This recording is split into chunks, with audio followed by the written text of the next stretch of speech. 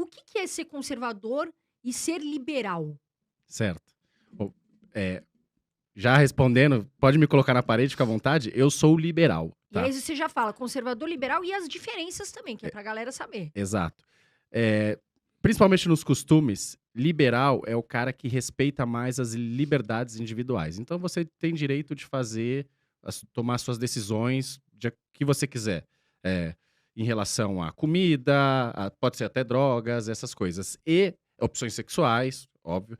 E o conservador não. Ele tende a achar que você deve se comportar de algumas maneiras. Então, por exemplo, um liberal ele vai ser a favor de liberar as drogas, por exemplo, né? E o conservador não, vai falar as drogas fazem mal, a gente tem que proibir. Um liberal vai ser a favor do casamento gay, por exemplo, né? Um conservador não, pode falar assim, eu acho que existe homem e mulher, eu não acho que tem que ter casamento gay, né? Então, eu sou liberal, por quê? Primeiro porque eu quero tomar as decisões da minha vida, não quero que ninguém fique falando. É porque é muito legal você ser conservador com a vida dos outros, né? Mas quando os outros são conservador com a sua vida, você não gosta, né? Então eu sou liberal por quê? Porque eu quero que eu possa tomar. Eu sei que eu posso tomar as melhores decisões para mim, não precisa o governo ou um outro grupo ficar falando, e eu respeito isso também dos outros. Então os outros podem decidir o que é melhor para a vida deles. E também porque, por exemplo, vou pegar uma questão de drogas.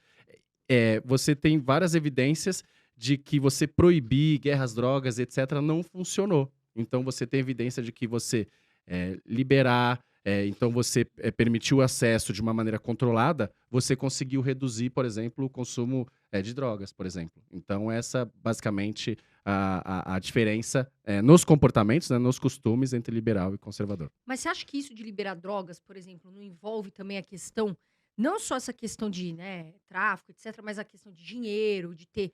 Porque assim, eu não vi, até queria que você citasse um lugar onde de repente liberaram as drogas, enfim, e foi mais. Que foi positivo.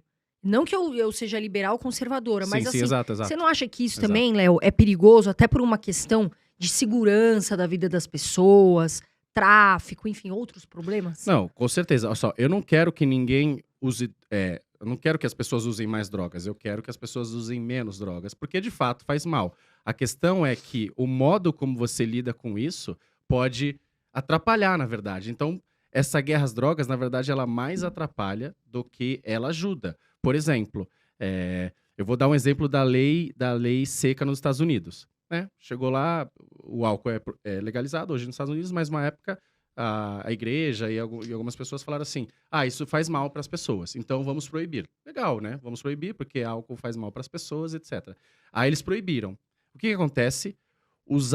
O álcool, né? As bebidas que eram vendidas de forma legalizada, né? Passaram a ser vendidas de forma clandestina. As pessoas não pararam de consumir do dia para a noite. E aí o que acontece é que antes você tinha empresas, né, com padrão de qualidade produzindo. E daí você não podia mais produzir aquilo. Então elas continuaram produzindo, só que de forma ilegal, com um padrão de qualidade muito baixo. E as pessoas começaram a ter infecção e começaram a morrer pela qualidade do álcool, né? Isso foi um efeito. Outro efeito, as pessoas não podiam mais beber ao ar livre, só que elas continuaram bebendo. Então elas iam beber naqueles bares escondidos, etc. E aí o que acontecia? A fiscalização ia lá. E aí o dono do bar, chegava muitas vezes, pô, libera eles aí. E aí aumentou muito a corrupção. Então você aumentou a corrupção.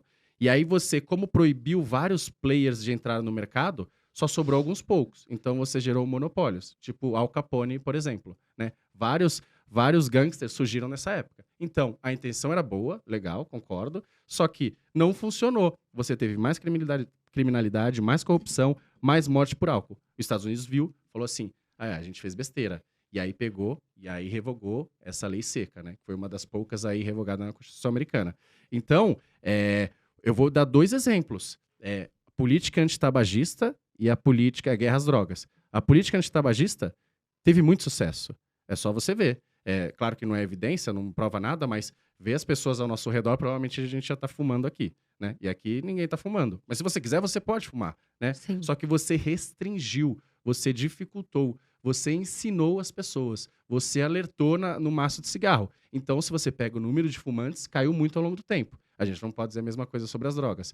Primeiro que os dados não são confiáveis, segundo que as pessoas não necessariamente estão usando menos drogas do que antes. Ou seja, se o objetivo é reduzir, O que acontece é que você não reduziu e, na verdade, não está tendo tanto efeito.